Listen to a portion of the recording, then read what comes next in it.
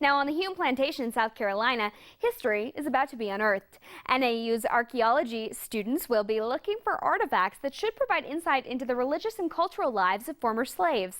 The Hume Plantation is an artifact-rich site with prehistoric and historic period deposits from Native Americans, Europeans, and Africans, according to researchers.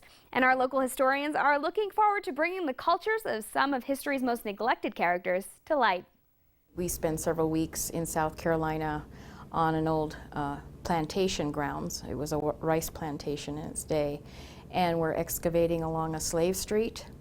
We're looking at where the remnants of the cabins used to stand, and I'm particularly interested in uncovering ritual deposits that the slaves were engaging in, folk magic and African rituals, as well as everyday use items and just evidence of their kinds of activities in the privacy of their own little cabins. Learned quite a bit about the hoodoo stuff that Dr. Moses had mentioned. So we found quite a few ritual deposits that were really interesting that I had never, it was something that I wasn't familiar with, and in the specific.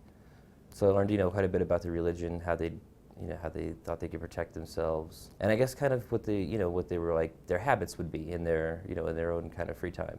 We go through several different levels, as all excavation units do, and I think some of the interesting finds included artifacts from the 18th century.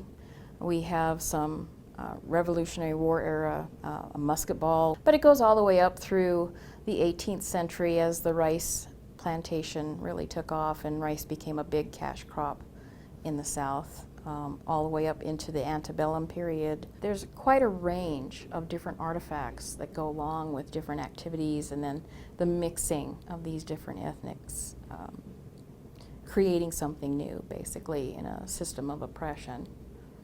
I enjoy the excavation and what I'm bringing out of the ground, and I couldn't do it without my students. It was a great experience, and I think that anyone who's interested in archaeology should certainly do a field school as soon as possible.